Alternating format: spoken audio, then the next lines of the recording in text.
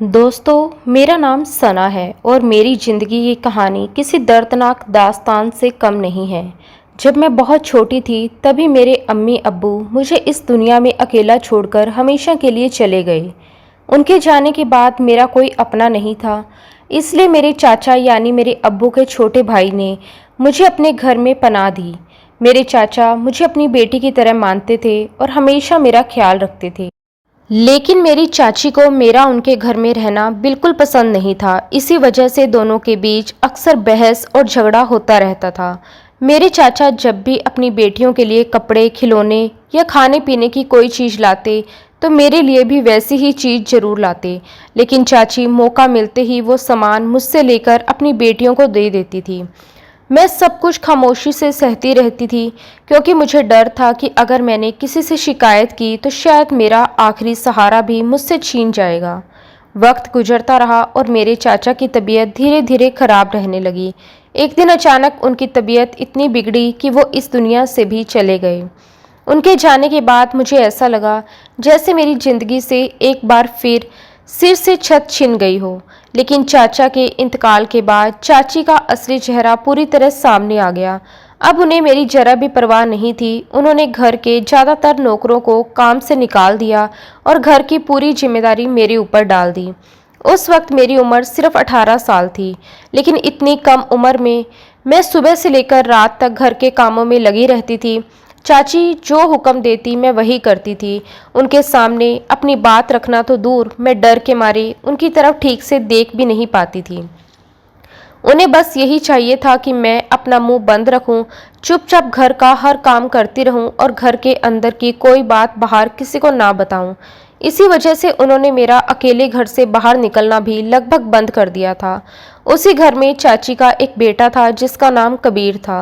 वो मुझसे करीब 2 साल बड़ा था और ना जाने कब उसके दिल में मेरे लिए मोहब्बत पैदा हो गई। मुझे खुद भी पता नहीं चला। वो मुझे दिल ही दिल में पसंद करने लगा था। लेकिन जब चाची को उसके दिल की बात पता चली तो वो बुरी तरह नाराज हो गई। जिस लड़की को वो बचपन से पसंद नहीं करती थी, उसे वो अपने बेटे की दुल्हन के रूप में कैसे स्वीकार कर सकती थी। चाची ने अपने बेटे का निगाह को लेकर पहले से ही बहुत से ख्वाब देख रखे थे। वो चाहती थी कि कबीर का निगाह किसी पढ़ी लिखी, खूबसूरत और दौलतमंद खानदान की लड़की से हो, ताकि घर में बहू भी उनकी पसंद की आए और समाज में उनका रुतबा भी बढ़े। दूसरी तरफ मैं एक गरीब और बेसहारा लड़की थी, जिसके अम्मी अब्बू बचपन में ही दुनिया से चले गए थे। मेरे मायके की तरफ से दहेज के नाम पर उन्हें कुछ भी मिलने वाला नहीं था। हाँ, मेरे पास दौलत नहीं थी, लेकिन अल्लाह ने मुझे खूबसूरती जरूर दी थी। कई बार जब मैं आईने के सामने खड़ी होकर खुद को देखती तो मुझे भी यकीन नहीं होता था कि क्या सच में मैं इतनी खूबसूरत हूँ। मेरी बड़ी बड़ी आंखें, लंबे काले बाल और चेहरे की मासूमियत मुझे सबसे अलग बनाती थी। शायद मेरी यही खूबसूरती कबीर के दिल में मेरे लिए मोहब्बत की वजह बन गई थी। आखिरकार उसने अपनी अम्मी के सामने अपने दिल की बात रख दी और साफ कह दिया कि अगर वो निगाह करेगा तो सिर्फ मुझसे, वरना वो कभी निगाह नहीं करेगा। चाची ने पहले तो इस रिश्ते को सख्ती से ठुकरा दिया, लेकिन कबीर अपनी बात पर अड़ा रहा।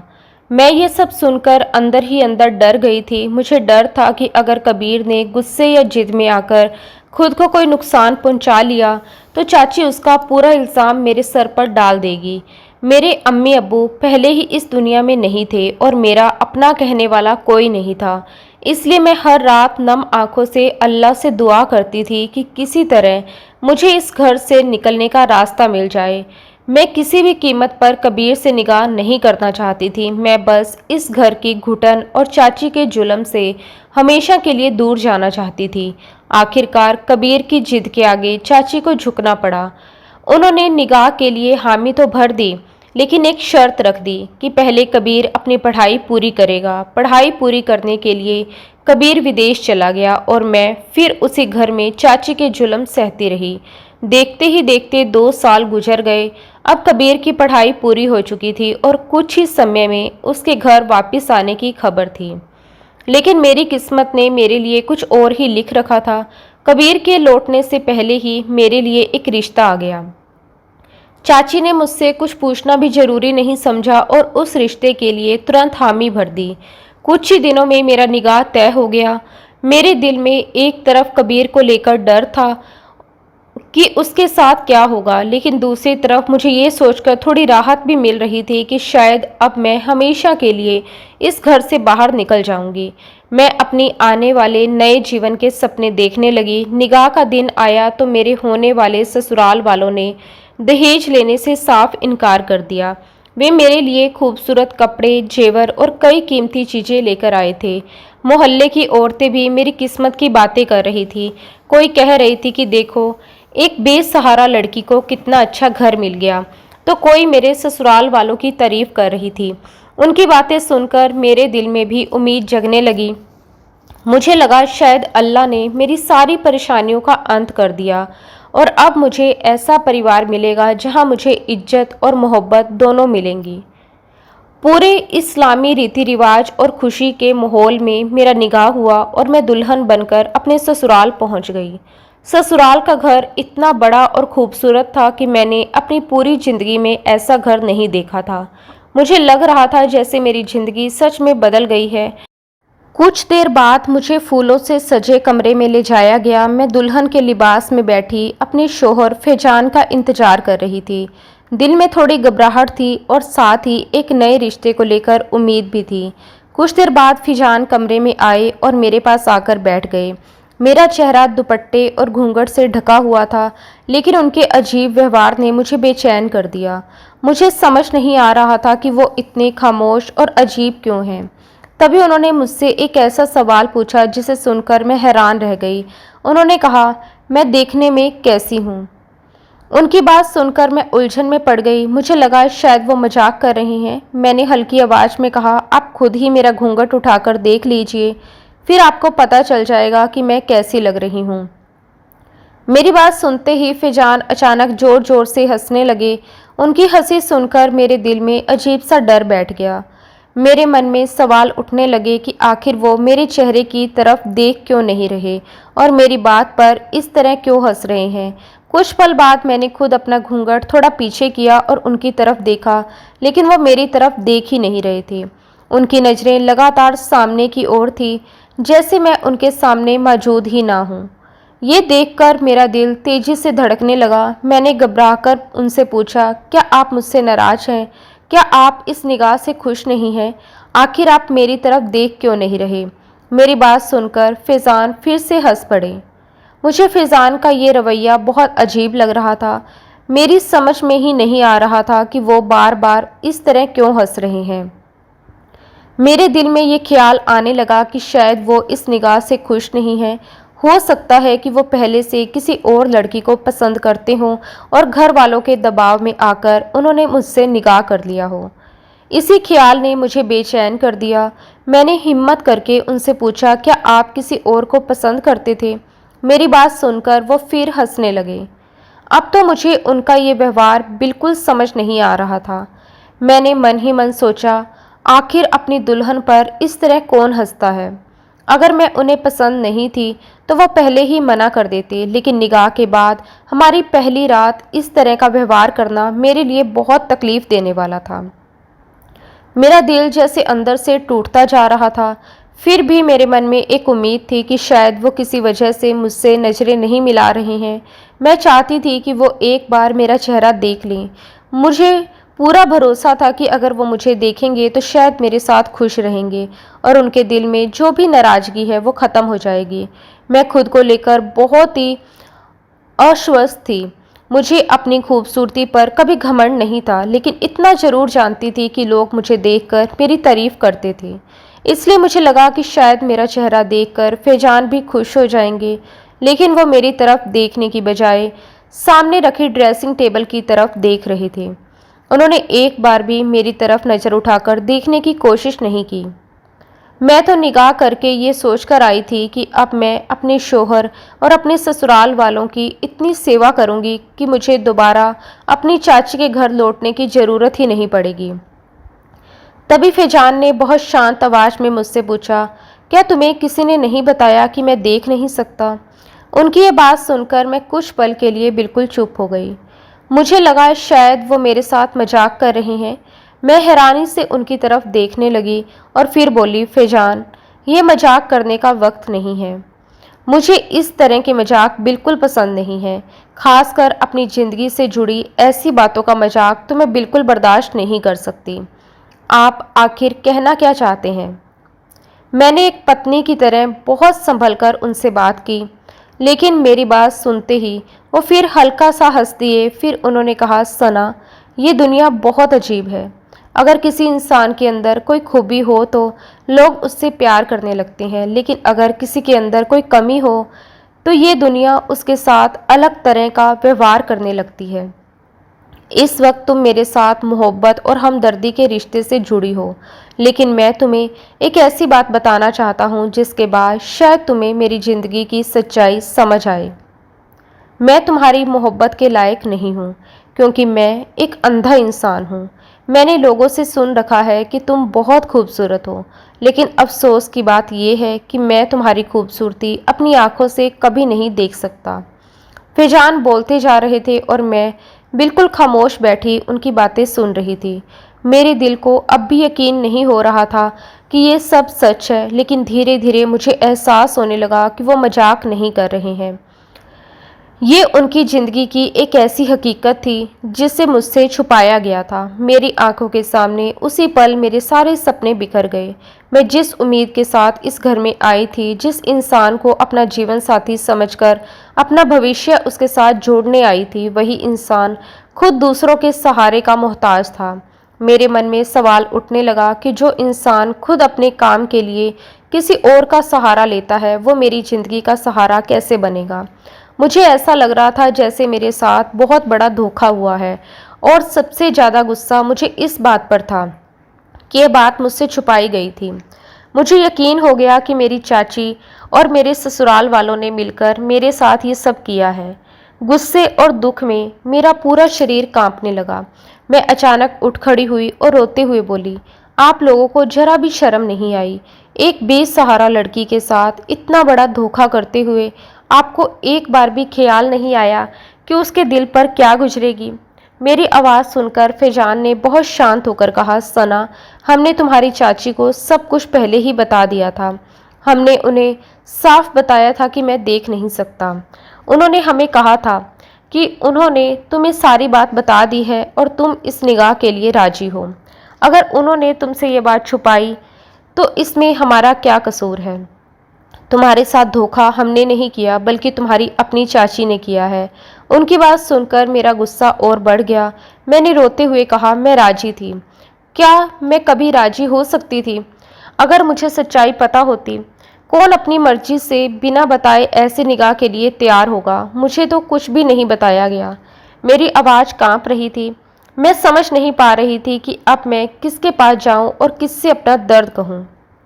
मैंने आसमान की तरफ देखकर दिल ही दिल में कहा, या अल्लाह, मैं कहाँ जाऊं?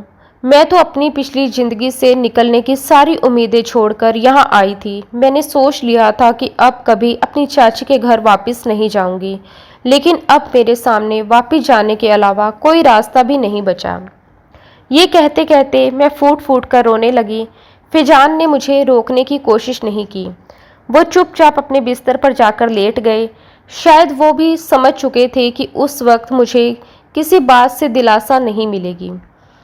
कुछ ही देर में उन्हें नींद आ गई, लेकिन मेरी आंखों से नींद कोसों दूर थी। मैं पूरी रात बैठकर अपनी किस्मत के बारे में सोचती रही। सुबह कब हुई मुझे पता ही नहीं चला।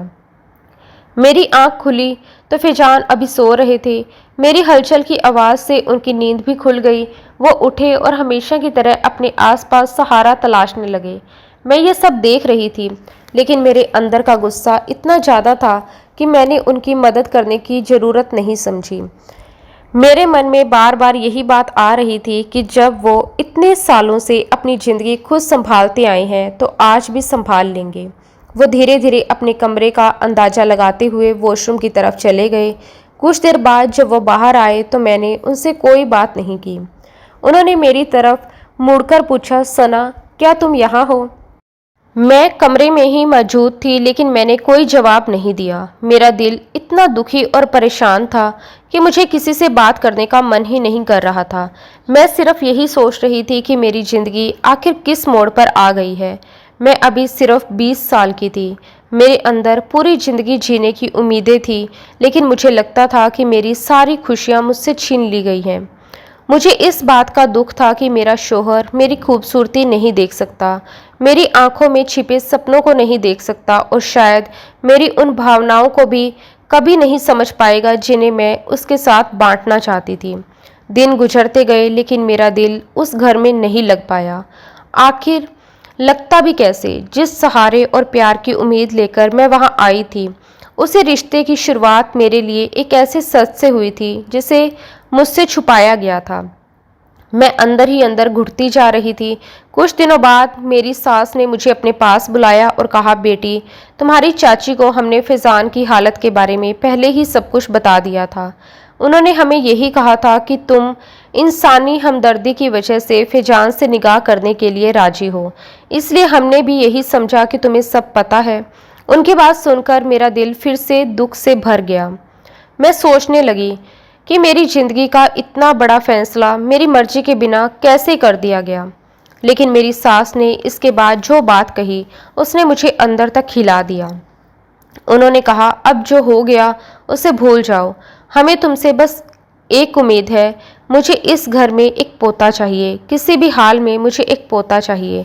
अपनी सास से बात करने के बाद मुझे ये समझ आ गया था कि मेरे ससुराल वालों ने मेरे साथ धोखा नहीं किया था।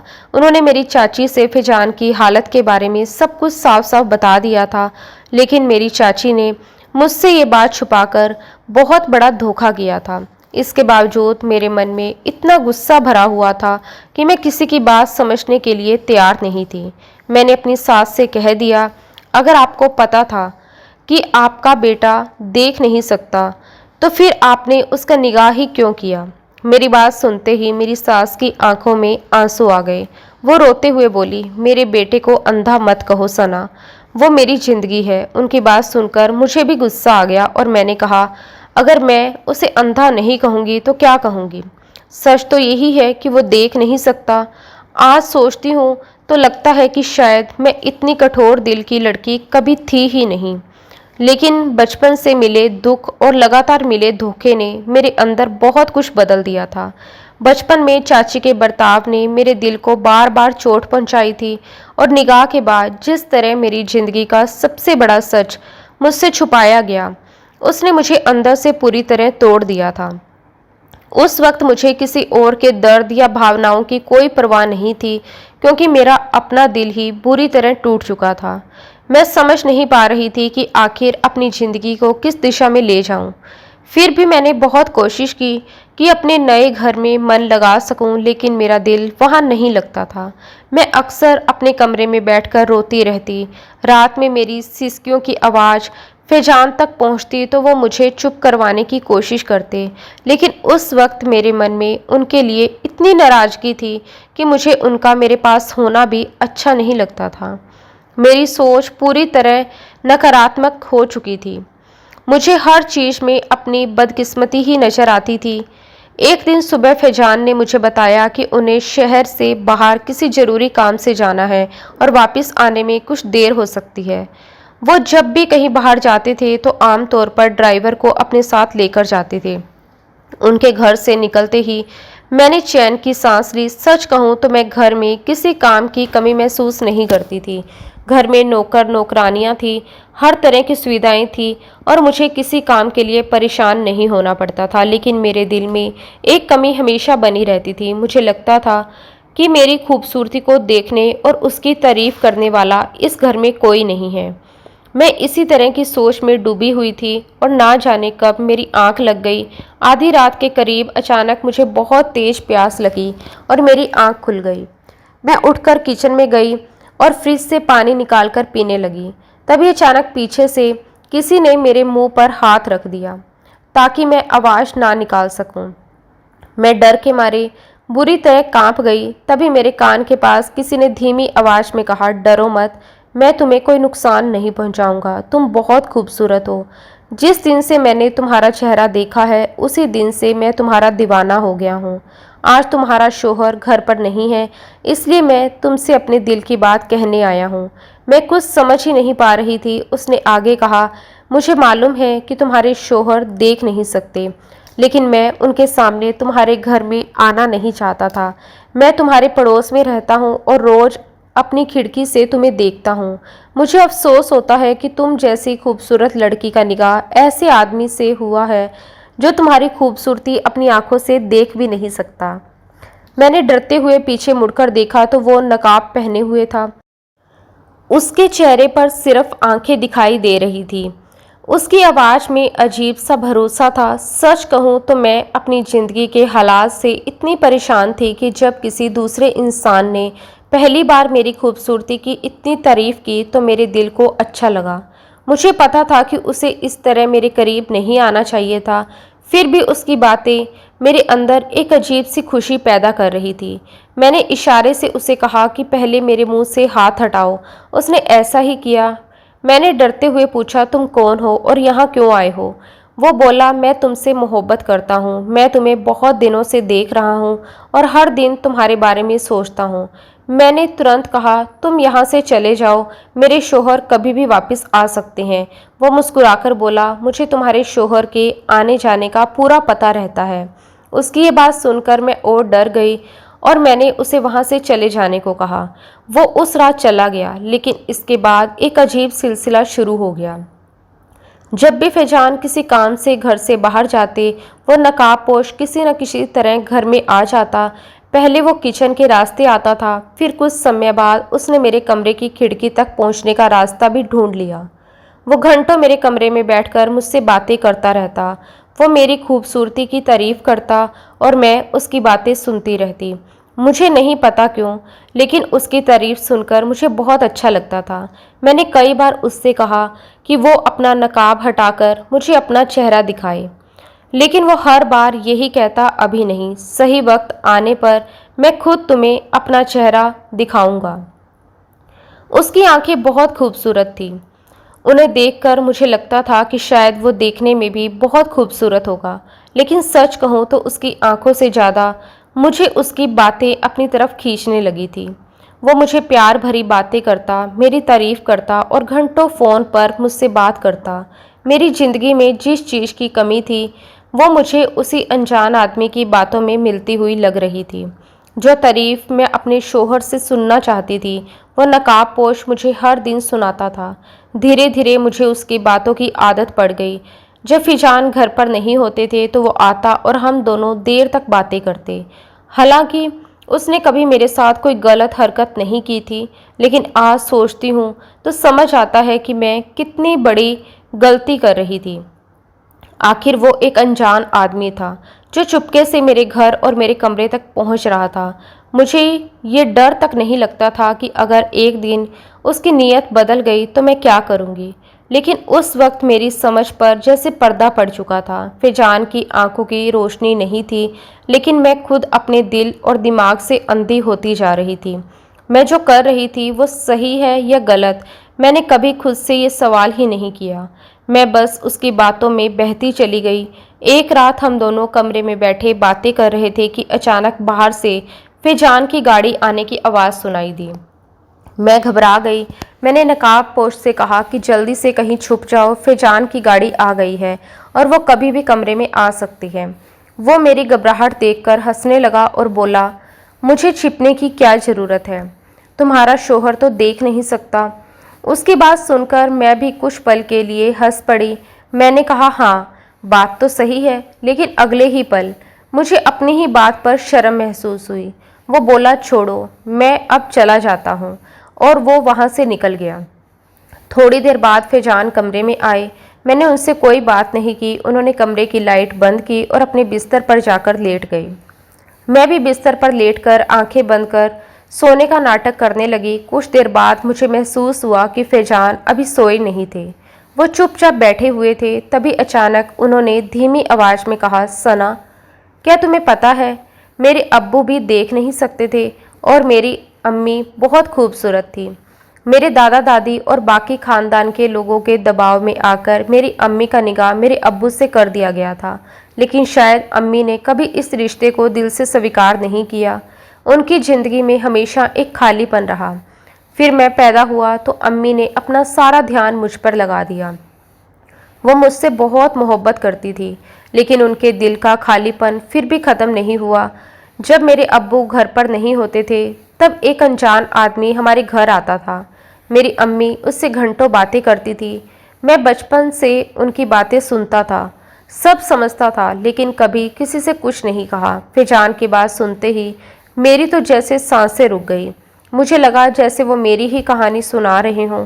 जिस दर्द से मैं बचपन से गुजरती आई थी, वही दर्द उनकी अम्मी की ज़िंदगी में भी था, और शायद मेरी सास ने भी वही जुल्म मेरे साथ दोहराया था जो कभी उनके साथ हुआ था। मुझे पहली बार एहसास हुआ कि शायद मेरी सास ने अपनी ज़िंदगी की कड़वाहट का बदला जाने अनजाने मुझसे ले लिया था। फिजान कुछ देर खामोश रहे और फिर अपनी बात आगे बढ़ाते हुए बोले, मुझे उस वक्त किसी चीज़ का डर नहीं था, लेकिन मेरा बचपन पूरी तरह बर्बाद हो चुका था। वो आदमी कुछ समय बाद ना जाने कहाँ चला गया। फिर घर में सिर्फ मैं और मेरी अम्मी रह गए। मेरी अम्मी ने दूसरा बच्चा भी नहीं किया। मेरे अब्बू को पूरी ज़िंदगी इस बात का पता नहीं चल पाया कि उनकी गैर मौजूदगी में घर में कोई और आदमी आता था और उनकी बीवी से घंटों बातें करता था। फिर कुछ समय के बाद तो मेरी अम्मी को जैसे किसी चीज़ की परवाह ही नहीं रही। बाद में वो आदमी मेरे अब्बू के सामने भी घर आने लगा था। चूँकि मेरे अब्बू देख नहीं सकते थे, इसलिए मेरी अम्मी उसे तुरंत दूसरे कमरे में ले जाती और मैं दूर बैठकर उनकी बातें सुनता रहता।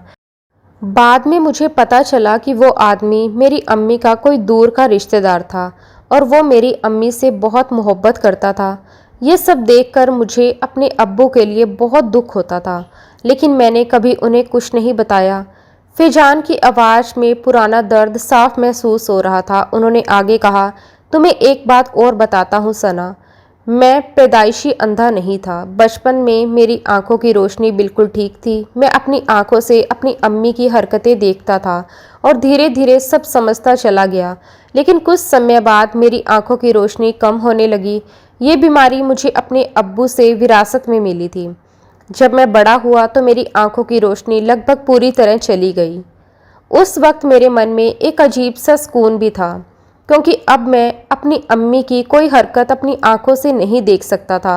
लेकिन फिर मैंने खुद से सवाल किया कि आखिर मैं अपनी अम्मी की गलतियों की सज़ा खुद को क्यों दूं? मैं क्यों किसी और के किए की वजह से अपनी पूरी ज़िंदगी अंधेरे में गुजारूं? मैंने अपनी ज़िंदगी बदलने का फ़ैसला किया और अपना इलाज शुरू करवाया। मैं चुपचाप उनकी बातें सुन रही थी। तभी उन्होंने कहा, सना, निगाह की रात जब मैंने पहली बार तुम्हें देखा तो तुम्हारी खूबसूरती देखकर मैं खुद हैरान रह गया था। ये कहते ही वो अचानक चुप हो गए, लेकिन उनकी ये बात मेरे दिमाग में किसी धमाके की तरह गूंजी। मेरे अंदर एक सवाल बिजली की तरह दौड़ गया, अगर फैजान अंधे थे तो उन्होंने मुझे देखा कैसे? मैं झटके से उठकर बैठ गई और अंधेरे में उनकी तरफ देखने लगी। मैंने घबराकर पूछा, आपने मुझे देखा था, लेकिन आप तो देख नहीं सकते थे ना? आपने तो खुद कहा था कि आप अंधे हैं। मुझे लगा शायद वो फिर कोई मजाक कर रहे हैं, लेकिन इस बार उनकी आवाज़ बिल्कुल गंभीर थी। उन्होंने कहा, मैंने अपनी आंखों का इलाज किशोरावस्था के बाद ही शुरू करवा दिया था। मेरी हालत ऐसी नहीं थी कि मेरी आंखों की रोशनी कभी वापस नहीं आ सकती। कुछ इलाज और एक ऑपरेशन के बाद मेरी आंखों की रोशनी वापस आ गई थी। मैं अब सब कुछ साफ देख सकता था।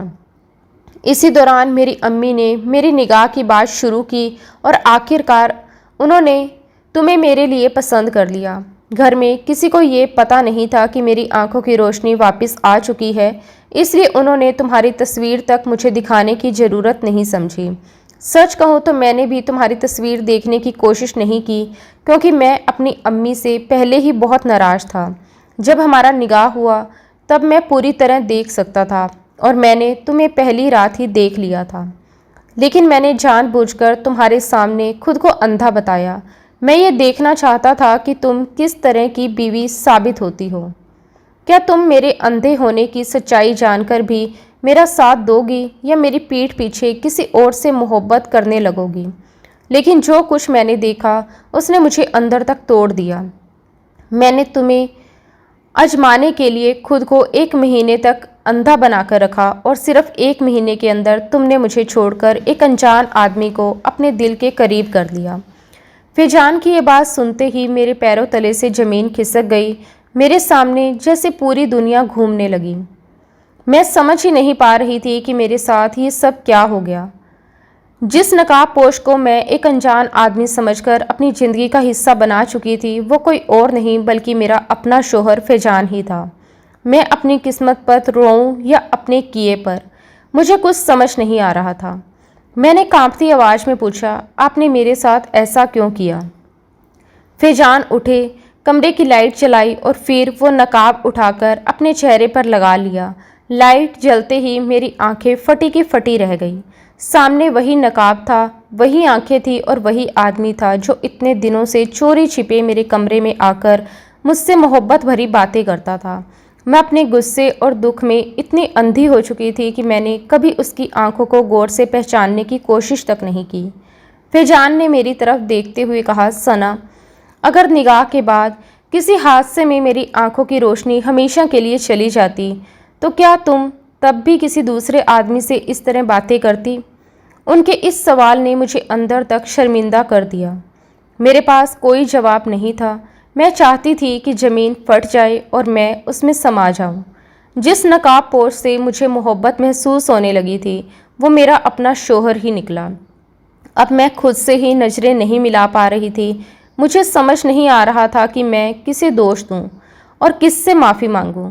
तभी फैजान ने बहुत शांत आवाज़ में कहा, सना, मैं तुमसे नफ़रत नहीं करता। सच तो ये है कि मैं खुद अपने अतीत का मारा हुआ इंसान था। मैंने अपने अम्मी की बेवफाई अपनी आंखों से देखी थी और उसी दर्द की सज़ा एक ऐसी लड़की को देना चाहता था जिसका उस सब में कोई लेना देना नहीं था। मैं तुम्हें आजमाना चाहता था, लेकिन आज मुझे एहसास हो रहा है कि मैंने बहुत बड़ी गलती की। तुम्हें इस तरह परखना मेरे लिए बिल्कुल सही नहीं था। उनकी आंखों में भी दर्द था। उन्होंने आगे कहा, मैं तुम्हें माफ़ करता हूँ क्योंकि अब मुझे तुम्हारी सच्चाई समझ आ गई है। तुम चाहती तो अपनी तन्हाई का फ़ायदा उठाकर बहुत आगे बढ़ सकती थी, लेकिन तुमने अपनी हद पार नहीं की। तुम्हें सिर्फ प्यार और अपनापन चाहिए था। तुम्हारे अंदर कोई बुरी नीयत नहीं थी। तुम्हें सिर्फ उन शब्दों की ज़रूरत थी जो तुम्हें ये एहसास दिलाते कि तुम भी किसी के लिए खास हो, और ये चीज़ मैं तुम्हें नहीं दे पाया। फिर उनकी आवाज़ भरा गई। उन्होंने कहा, सना, मैं तुम्हें माफ़ करने वाला कौन होता हूँ? असल में मुझे तो ये हिम्मत भी नहीं हो रही कि मैं तुमसे अपनी गलती की माफ़ी मांग सकूं। गलत मैंने भी किया है। मैंने तुम्हें बिना वजह एक ऐसे इम्तिहान में डाल दिया जिसकी तुम हकदार ही नहीं थी। मैंने तुम्हारे साथ छल किया और तुम्हारे दिल को चोट पहुंचाई। फैजान की बातें सुनते सुनते मेरी आंखों से आंसू बहने लगे। मैं खुद को रोक नहीं पाई और रोते हुए उनके गले से लग गई। मैंने कांपती आवाज़ में कहा, मैंने आपको माफ़ कर दिया है, लेकिन आप भी मुझे माफ़ कर दीजिए। उस पल हमारे बीच जितनी भी गलत फहमियाँ, गुस्सा और दर्द था, सब आंसुओं में बहने लगा। हमें दोनों को एहसास हो गया था कि रिश्ते सिर्फ खूबसूरत चेहरे या आंखों से नहीं, बल्कि भरोसे, सच्चाई और एक दूसरे की भावनाओं को समझने से बनते हैं। दोस्तों, उम्मीद है आपको हमारी ये कहानी पसंद आई होगी। अगर कहानी ने आपके दिल को छुआ हो तो वीडियो को लाइक ज़रूर करें। अगर आप हमारे चैनल पर पहली बार आए हैं तो चैनल को सब्सक्राइब करना बिल्कुल ना भूलें। साथ ही नोटिफिकेशन बेल को ज़रूर दबा दें ताकि हमारे आने वाली हर नई कहानी की जानकारी सबसे पहले आप तक पहुंच सके।